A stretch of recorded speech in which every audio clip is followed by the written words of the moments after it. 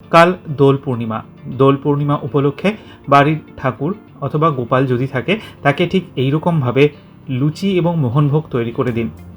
নমস্কার, কুইজিনিয়া চ্যানেলের পক্ষ থেকে সকলকে জানাই সাদর আমন্ত্রণ। আমাদের সবার চ্যানেল কুইজিনিয়াকে সাবস্ক্রাইব করে পাশে থাকা বেল বাটন আর অল আইকন প্রেস করে রাখলেই সব নতুন ভিডিও নোটিফিকেশন আপলোড হওয়া মাত্র পৌঁছে যাবে আপনাদের কাছে। দোল পূর্ণিমা উপলক্ষে নিয়ে এসেছি খুব সিম্পল একটা রেসিপি, লুচি মোহনভোগ। সহজ পদ্ধতিতে বানানো, ঠাকুরকে নিবেদন করতে পারেন কিংবা নিজেরা ব্রেকফাস্টেও একটু অন্য রকমের খাবার খেতেই পারেন। প্রথমে লুচি 1.5 কাপ পরিমাণ ময়দা নেওয়া হলো, আর তার সাথে দিয়ে দেওয়া হলো স্বাদ অনুযায়ী নুন আর 3 থেকে 4 টিস্পুন মতো সাদা তেল। এবার ময়ান দেওয়ার কাজটা আমার মা করে নিচ্ছেন। এখানে ময়ানটা ভালো মতো যেরকমভাবে দেওয়া হয় ভালো করে ময়দার মধ্যে ঘষে, তাহলে লুচিগুলো কিন্তু খুব সুন্দর মুচমুচে টাইপের হবে। এবার অল্প অল্প করে জল দিয়ে লুচির ডোটাকে মেখে নেওয়া হচ্ছে। নর্মাল যেরকম রুম টেম্পারেচারের জল থাকে ঠিক সেরকমই রুম টেম্পারেচারের জল দিয়ে কিন্তু আমরা এটা মেখে নিচ্ছি। আর মাখা হয়ে যাওয়ার পর এটা থেকে আমরা লেচিও কেটে নেব। খুব সিম্পল একটা রেসিপি। হয়তো অনেকেই বলবেন যে এই রেসিপিগুলো দেখানো নাও হতে পারে, কিন্তু কালকে যেহেতু দোল পূর্ণিমা আর অনেকের বাড়িতেই নারায়ণ বা গোপাল বা রাধাকৃষ্ণ ঠাকুর অন্যান্য থাকে এবং ঠাকুরকে ভোগ দেওয়া হয়, তো এইভাবে ঠাকুরকে আপনারা ভোগ দিতে পারেন। আর যদি ঠাকুরকে ভোগ না দিয়ে এমনি নিজেরাও খেতে চান, তাও কিন্তু ব্রেকফাস্টে করে খেতে পারেন।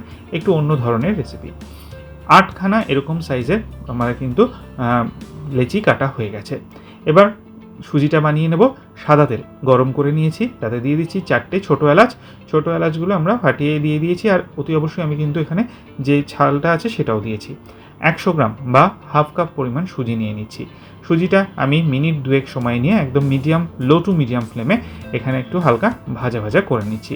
যখন সুজিটা বেশ মিনিট 2 ভাজা হয়ে যাবে, তখন এর মধ্যে দিয়ে দিচ্ছি চিনি। যতটা সুজি নেবেন তার অর্ধেক পরিমাণ চিনি নেবেন।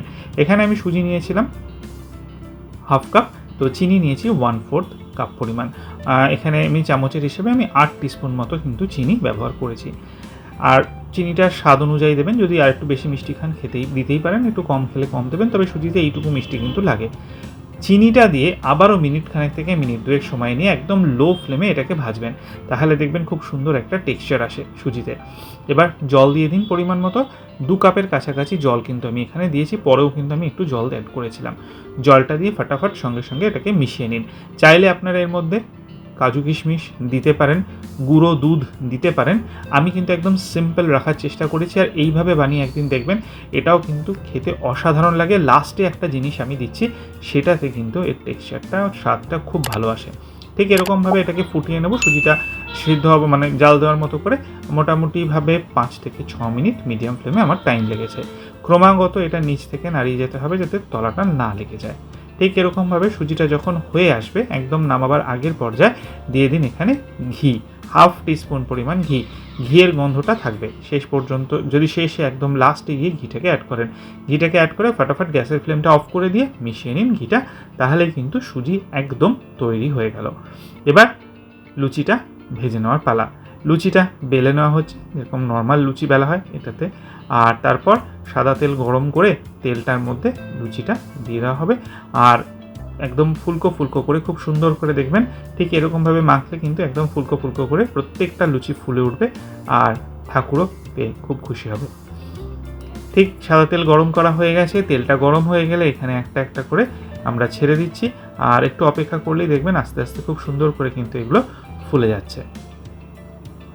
এই রেসিপিটা বাড়িতে কালকে অতি অবশ্যই একবার ট্রাই করবেন। ঠাকুরকে দিতে পারেন, আর না হলে নিজেরাও বানিয়ে খেতে পারেন।